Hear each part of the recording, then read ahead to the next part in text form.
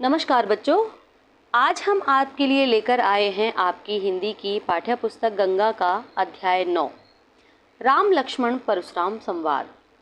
राम लक्ष्मण परशुराम संवाद रामचरितमानस के बालकांड से लिया गया एक महत्वपूर्ण प्रसंग है, जिसमें सीता स्वयंवर के अवसर पर शिव धनुष भंग होने के बाद परशुराम जी के क्रोध, जनक सभा की स्थिति तथा राम लक्ष्मण के धैर्य, विनम्रता और वीरता का प्रभावशाली चित्रण हुआ है। तुलसीदास जी ने इस संवाद के माध्यम से परशुराम जी के रौद्र एवं क्रोधपूर्ण व्यक्तित्व, लक्ष्मण के व्यंग्यपूर्ण उत्तर और श्री राम के शांत, संतुलित और मर्यादित चरित्र का अत्यंत सजीव वर्णन किया है। तो आइए इस पाठ को पढ़ते हैं। इस पाठ के लेखक हैं गोस्वामी तुलसीदास जी, जिनका जीवन काल सन 1532 से लेकर 1623 तक रहा है। उनका जन्म स्थान राजापुर उत्तर प्रदेश में माना जाता है। यह पाठ रामचरितमानस के बालकांड से लिया गया है। इसकी भाषा, अवधि और शैली दोहा और चौपाई में इसका वर्णन है। काव्यगत विशेषताएं, श्री राम के मानवीय मर्यादाओं, शील और विनय का प्रतीक माना जाता है। संघर्ष का केंद्र, सीता जी के स्वयंवर। यह जो पाठ है, शिव धनुष टूटने पर सीता जी के स्वयंवर में उपस्थित सभागार में ये जो वर्णन है परशुराम जी आगमन का, वो आप पढ़ेंगे। श्री राम जी, जो कि चरम शांति, धैर्य और विनम्रता का प्रतीक हैं, स्वयं को परशुराम जी का दास बताते हैं। परशुराम जी असीम क्रोध और अहंकार यहाँ पर दिखाया गया है उनका। धनुष तोड़ने वाले को वह सहस्त्र बाहु के समान शत्रु मानते हैं और लक्ष्मण जी की प्रतिक्रिया, निडरता और साहस से वो काम लेते हैं। धनुष को पुराना धनुही के समान बताकर वह उपहास करते हैं परशुराम जी का। जो शिव धनुष टूटा है उसका नाम है पिनाक। तो आइए चौपाइयाँ पढ़ते हैं। पाठ का सार 3 चरणों में। पहला, शिव धनुष भंग होने का समाचार सुनकर परशुराम जी का क्रोधित होकर सभा में आना और राजा जनक को चेतावनी देना। राम की विनम्रता के बावजूद परशुराम का ना मानना। लक्ष्मण द्वारा परशुराम के फरसे और अहंकार पर तीखे व्यंग करना, जिससे क्रोधाग्नि को भड़कना। विश्वामित्र का मन ही मन मुस्कुराना। लक्ष्मण जी के वचनों से भड़की क्रोधाग्नि को श्री राम द्वारा अपने जल के समान शांत वचनों से बुझाते हैं। पहली चौपाई। देखत भृगुपति वेश कराला, उठे सकल भय विकल भुआला। पितु समेत कहि कहि निज नामा, लगे करन सब दंड प्रणामा। जेई शोभाए चित वही हित जानी, सो जानई जनु आए खुटानी। जनक बहोर आए सिरुनावा, सिय बोलाए प्रणाम करावा। आशीष दीन सखी हरसानी, निज समान ले गई सयानी।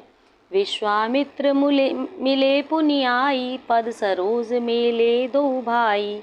राम लखन दशरथ के ढोटा, दीनी असीस देख भल जोटा। राम ही चितई रहे थकी लोचन, रूप अपार मार मदमोचन। बहुर बिलो की विदेह सन, कहु कहा अति भीर। पूछत जाने अजान जिमी, व्यापेउ कोप शरीर। दोहा और चौपाई, क्योंकि यह लयात्मक है तो हमें इसको लय में ही पढ़ना चाहिए। देखत भृगुपति वेश कराला। यहाँ पर प्रस्तुत काव्यांश में तुलसीदास जी वर्णन करते हैं कि जब परशुराम जी क्रोधित रूप धारण करके राजा जनक की सभा में पहुंचे तो उनके भयानक स्वरूप को देखकर वहां उपस्थित सभी राजा अत्यंत भयभीत हो गए। देखत भृगुपति वेश कराला। भृगुपति कहा है परशुराम जी को, उनके वेश को देखकर सभी भयभीत हो गए। पितु समेत कहि कहि निज नामा, लगे करन सब दंड प्रणामा। और वे अपने अपने पिता सहित आगे बढ़कर उनका नाम लेकर परशुराम जी को दंडवत प्रणाम करने लगे। देख शोभाए चित वही हित जानी। परशुराम जी जिस व्यक्ति को अपने स्वभाव के अनुसार हितकारी समझते हैं, सो जानई जनु आए खुटानी। खुटानी मतलब समाप्त होना। तो यहाँ पर परशुराम जी जिस जिस को अपने स्वभाव के अनुसार हितकारी समझते हैं, वही उनसे निडर होकर मिल पाते, अन्यथा बाकी सब लोग उनके रौद्र स्वरूप से भयभीत हो जाते हैं। जनक बहोर आए सिर नावा। जनक बहोर आए सिर नावा। इसके बाद राजा जनक आगे आए और उन्होंने परशुराम जी को सिय बुलाए प्रणाम करावा। परशुराम जी को प्रणाम किया और सीता जी को बुलाकर प्रणाम करवाया। आशीष दीन सखी हर सानी। आशीष मतलब आशीर्वाद। परशुराम जी ने सीता जी को आशीर्वाद दिया। निज समाज ले गई सयानी। आशीष दीन सखी हर सानी, निज समाज ले गई सयानी। यहाँ पर सीता जी को बुलाकर परशुराम जी ने आशीर्वाद दिया। सीता जी की सखियाँ इस दृश्य को देखकर अत्यंत प्रसन्न हुईं और उन्हें अपने साथ वापस ले गईं। विश्वामित्र मिले पुनि आई, पद सरोज मेले दो भाई। उसके पश्चात विश्वामित्र जी से मिलने के लिए परशुराम जी आगे बढ़े और दोनों भाई श्री राम और लक्ष्मण जी ने उनके चरण कमलों का स्पर्श करके उन्हें प्रणाम किया। राम लखन दशरथ के टूटा, दीन आशीष देख भल झूठा। परशुराम जी ने राम और लक्ष्मण जी दोनों भाइयों ने परशुराम जी को प्रणाम किया और जो राम और लक्ष्मण हैं वो दशरथ जी के पुत्र हैं। परशुराम जी ने उन्हें बहुत सारा आशीर्वाद दिया। रामई चितई रहे थक लोचन। परशुराम जी राम जी को के अनुपम रूप को देखते ही रह गए। रूप अपार मार मद मोचन। मद मोचन यानी कामदेव जी। परशुराम जी श्री राम जी के स्वरूप को देखते ही रह गए। उनका यह स्वरूप कामदेव के भी अभिमान को नष्ट करने वाला था। बहुरी बिलोक विदेह सन, कहऊ काह अति भीर। बहुरी बिलोक, इसके बाद सब कुछ जानते हुए देखकर परशुराम जी अनजान बनने का अभिनय करते हुए राजा जनक से पूछते हैं, पूछत जान अजान जिम व्यापेउ कोप शरीर। राजा जनक से पूछते हैं कि बताइए यहाँ इतनी भीड़ क्यों एकत्रित हुई है। कहऊ काह अति भीड़, यहाँ पर इतने सारे लोग एकत्रित क्यों हुए हैं। वास्तव में शिव धनुष टूटने के कारण उनके पूरे शरीर में क्रोध भर उठा था। किनके शरीर में? परशुराम जी के शरीर में।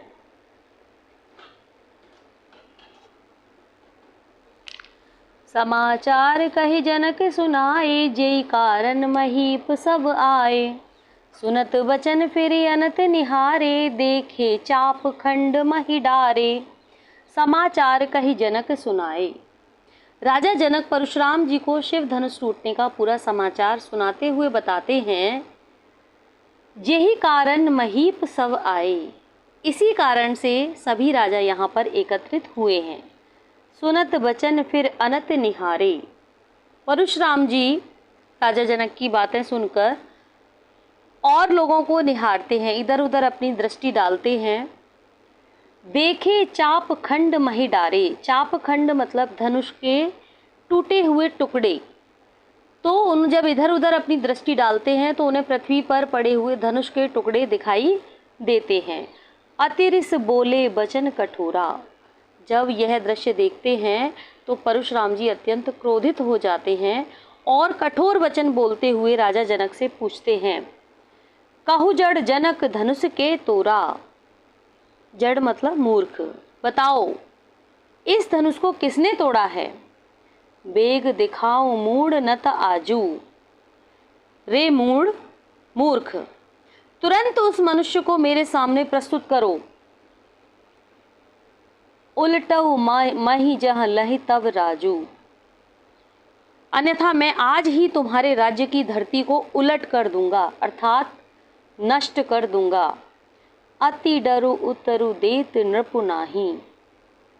परशुराम जी के इस इतने कठोर वचनों को सुनकर राजा जनक अत्यंत भयभीत हो गए और कुछ भी उत्तर नहीं देते हैं।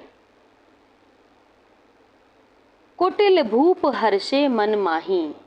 और जब ऐसा हुआ तो जो कुटिल स्वभाव के राजा थे वो मन ही मन उस सभा में खुश हो रहे थे, प्रसन्न हो रहे थे। सुर मुनि नाग नगर नर नारी। सुर देवता मुनि नाग और नगर के स्त्री पुरुष सभी के हृदय में भय और चिंता व्याप्त हो गई। सोच ही सकल त्रास उर भारी। और उनके मन में क्या था, चिंता हो रही थी, भय हो रहा था, सभी डर गए थे। मन पछतात सिय महतारी। सिय महतारी माता सीता जी की जो माँ थी सुनैना, वे मन ही मन उन्हें पछतावा हो रहा था और क्या सोचती है, विधि अब सबरी बात बिगाड़ी। विधि मतलब विधाता, कि विधाता ने बनी बनाई बात बिगाड़ दी। भृगुपति कर स्वभाव सुनि सीता। परशुराम जी के क्रोधी स्वभाव के बारे में सुनकर सीता जी के लिए अर्घ निमेष कल्प सम बीता। यानी थोड़ा सा समय भी परशुराम जी के क्रोधी स्वभाव के बारे में सुनकर सीता जी के लिए आधा पल भी एक युग के समान भारी बीत रहा था। हृदय न हर्ष विषाद कछु, बोले श्री रघुवीर। सब है विलोक लोग सब, जान जान की भीर। हृदय न हर्ष विषाद कछु। जब श्री राम ने देखा कि सभी लोग भयभीत हो रहे हैं और सीता जी भी बहुत डरी हुई हैं, तब उनके मन में हृदय न हर्ष, हर्ष मतलब खुशी, उनके मन में ना तो कोई खुशी थी और ना ही कोई दुख था। वे पूरी तरीके से शांत और संतुलित थे।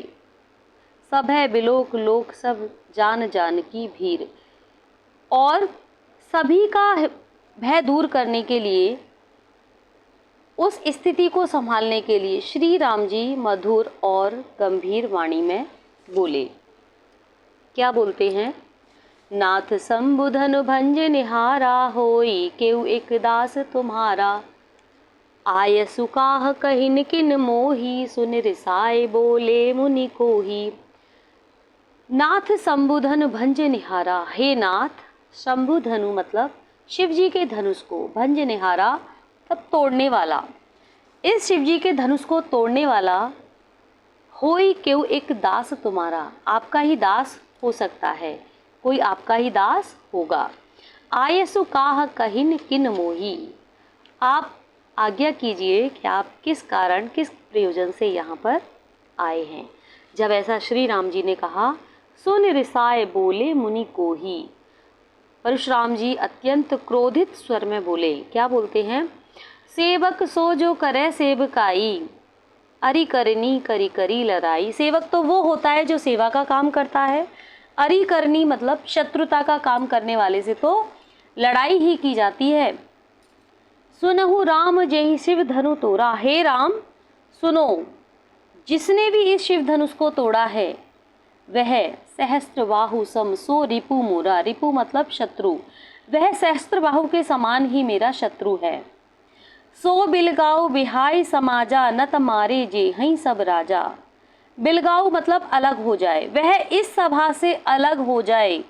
कौन, जिसने भी इस शिव धनुष को तोड़ा है वह इस सभा से अलग हो जाए, नहीं तो सारे राजा यहीं मारे जाएंगे। सुनि मुनि वचन लखन मुस्काने, बोले परसु धरई अब माने। जब परशुराम जी ने ऐसा कहा तो परशुराम जी के वचन सुनकर लक्ष्मण जी मुस्कुराते हुए अभिमान पूर्वक बोले। क्या बोलते हैं, बहुधनु ही तोरी लरकाई। लरकाई मतलब बचपन में, हमने बचपन में ऐसी बहुत सारी धनुइयाँ तोड़ी हैं। कबहु न असिरिस कीन गुसाई, यानी अभी तक तो हम पर ऐसा क्रोध किसी ने भी नहीं किया। हमने बचपन में ऐसी बहुत सारी धनुइयाँ तोड़ी हैं, आज तक तो हम पर किसी ने भी ऐसा क्रोध नहीं किया। यही धनु पर ममता के ही हेतु, आखिर इसी धनुष पर आपकी ममता क्यों आ रही है। जब ऐसा लक्ष्मण जी ने कहा सुन रिसाय कह भृगुकुल केतु। भृगुकुल केतु कौन? भृगु ऋषि के पुत्र। कौन? परशुराम जी। रिसाय मतलब क्रोधित होकर, गुस्से में बोलते हैं। क्या बोलते हैं? रे नृप बालक काल बस, बोलत तो ही ना संभार। रे नृप बालक, अरे राजा के बालक, तू काल के वश में होकर यह सब बोल रहा है। धनु ही सम त्रिपुरारी धनु, त्रिपुरारी यानी कि शिव जी के धनुष को, तू इस शिव जी के धनुष को की तुलना बाकी सब धनुषों से कर रहा है। धनु ही सम त्रिपुरारी धनु, विदित सकल संसार। यानी ये जो धनुष है वो शिव जी का धनुष है। समस्त विश्व में विख्यात भगवान शिव का यह धनुष क्या तूने बचपन में तोड़े हुए धनुषों के समान दिखाई दे रहा है? शिव जी का धनुष क्या तुम्हें बाकी यानी उसकी तुलना तुम बाकी सारे धनुषों से कर रहे हो? अर्थात यह यानी मेरे आराध्य शिव जी का धनुष है। ऐसा परशुराम जी लक्ष्मण जी से कहते हैं। पंक्तियों में अनेक अलंकारों का प्रयोग किया गया है। स्वभाव तुलना, तीन व्यक्तित्व, इस पाठ में तीन व्यक्तित्व हैं और तीनों की स्वभाव की तुलना अलग अलग है। श्री राम जी, लक्ष्मण जी और परशुराम जी। श्री राम जी का स्वभाव शांत और धैर्यवान है। लक्ष्मण जी निडर हैं, जबकि परशुराम जी अहंकारी और क्रोधी हैं। राम जी की प्रतिक्रिया स्थिति को संभालने वाली है। लक्ष्मण जी अन्याय का डटकर विरोध करते हैं और वहीं परशुराम जी बात बात पर क्रोधित होते हैं और अपना फरसा दिखाते हैं। राम जी अत्यंत विनम्र और मृदु भाषा में बात करते हैं। लक्ष्मण जी व्यंग्यपूर्ण और तीक्ष्ण स्वर में बात करते हैं। परशुराम जी कठोर और चेतावनी भरे शब्दों में बात करते हैं। राम जी जल के समान शीतल वचनों से परशुराम जी का क्रोध को शांत करते हैं। वहीं लक्ष्मण जी उस क्रोध को आहुति देकर उसको बढ़ाने का काम करते हैं और परशुराम जी का जो क्रोध है वो अग्नि के समान है।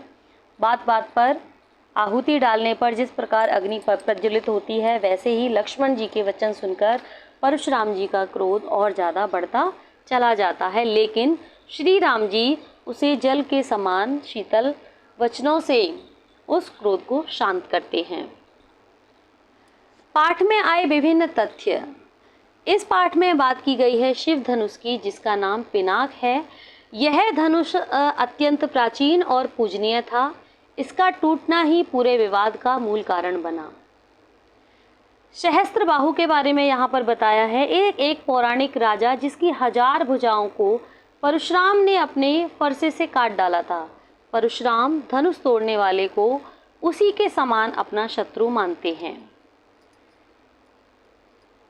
तुलसीदास जी ने चौपाई और दोहा छंद का प्रयोग करते हुए अत्यंत लयात्मक और संगीतात्मक अवधी भाषा का प्रयोग इस पाठ में किया है। अनेक अलंकारों का प्रयोग भी हुआ है। इस पाठ से मिलने वाली सीख, इस पाठ से हमें सीख मिलती है कि क्रोध व्यक्ति के विवेक को नष्ट कर देता है। जैसे परशुराम राम लक्ष्मण की असलियत नहीं पहचान पाए। अपनी वीरता का बखान स्वयं नहीं करना चाहिए।